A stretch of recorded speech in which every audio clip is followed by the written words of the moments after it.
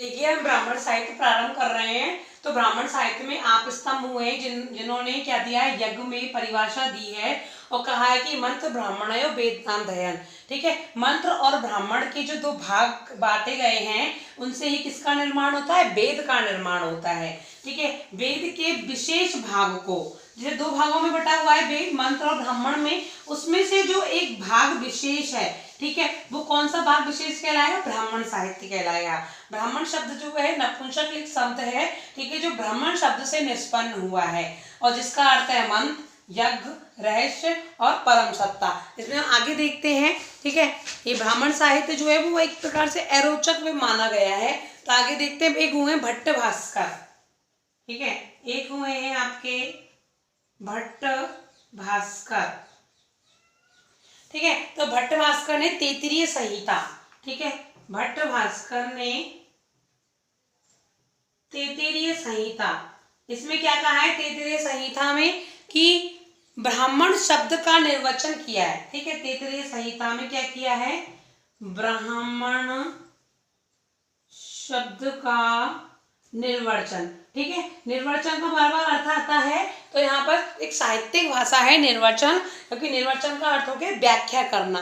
तो इन्होंने क्या कह दिया इसको कि ब्राह्मण नाम, क्या कहा इन्होंने कि ब्राह्मण नाम, ठीक है, कर्मस्थ मंत्राणाम, ब्राह्मण नाम कर्मस्थ मंत्राणाम। ठीक है, मंत्राणाम च व्याख्या ग्रंथ है, च व्याख्या ग्रंथ है। इन्होंने क्या कह दिया कि ब्राह्मण साहित्य वो साहित्य है जिसमें मंत्रों की, कर्मों की क्या की गई है, व्याख्या की गई है। मंत्रों की व कर्मों की या विविध प्रकार के कर्मों की व्याख्या की गई है। ठीक है, हमारे द्वारा जो यज्ञ में जो कार्य किए जाते हैं उनकी व्याख्या की गई है। तो लिख सकते हैं इसका अर्थ, यज्ञ के विविध कर्म, यज्ञ के विविध कर्म अपने विस्तार के कारण, अपने विस्तार के कारण, यज्ञ के विविध कर्म अपने विस्तार के कारण क्या कहलाते हैं, ब्रह्म कहलाते हैं, या कह सकते हैं ब्राह्मण साहित्य कहलाते हैं।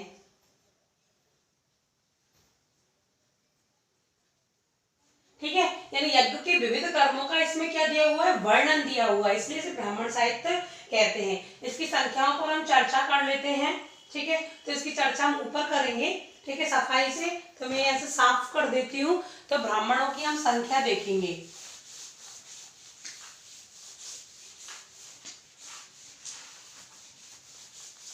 तो देखिए ब्राह्मणों की संख्या वही, इसमें वही कृष्ण यजुर्वेद, शुक्ल यजुर्वेदों में बांटा गया है। ठीक है, तो आप देख लीजिए, यहाँ पहले देख लीजिए ऋग्वेद के ब्राह्मण, ऋग्वेद, तो ऋग्वेद के ब्राह्मण दो हैं, ऐतरेय ब्राह्मण और कौशिकी ब्राह्मण। तो हो गया ऐतरेय ब्राह्मण और दूसरा हो गया कौशिकी ब्राह्मण। ये हो गया आपके ऋग्वेद का। इसके बाद आपका आता है यजुर्वेद। ठीक है, और यजुर्वेद को भी पहले तो दो भागों में बांटा हुआ है, मैं आपको चार्ट के अकॉर्डिंग बता रही हूँ। पहला है शुक्ल यजुर्वेद और दूसरा है कृष्ण यजुर्वेद।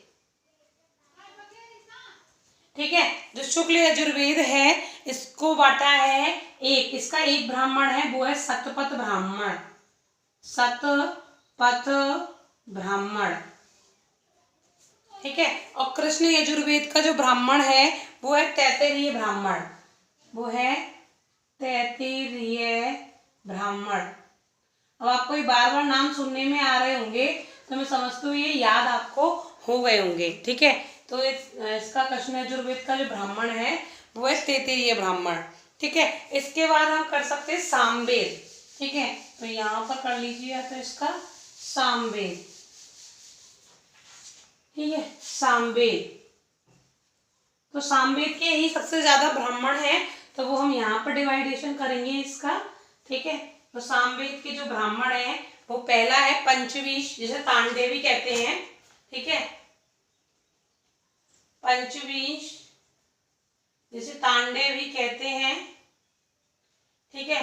दूसरा है षड्विंश, ठीक है। तीसरा है अपना कह सकते हैं उपनिषद ब्राह्मण,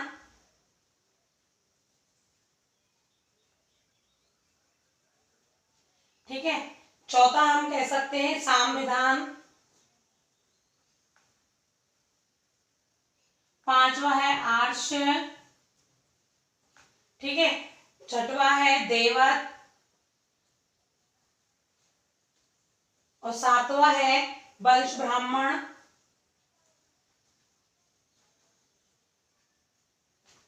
ठीक है।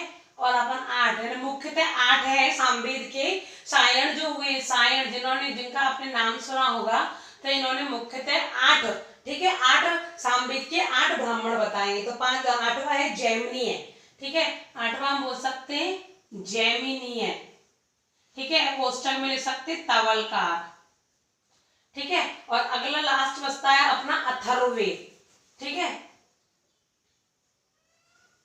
अथर्ववेद। जो अथर्ववेद के हैं वो माने गए गोपथ ब्राह्मण, अथर्ववेद का माना गया है गोपथ ब्राह्मण। तो इस प्रकार आपके ब्राह्मण साहित्य का डिवाइडेशन किया गया है। ऋग्वेद के दो है ऐतरेय ब्राह्मण, दूसरा है कौशिकी ब्राह्मण।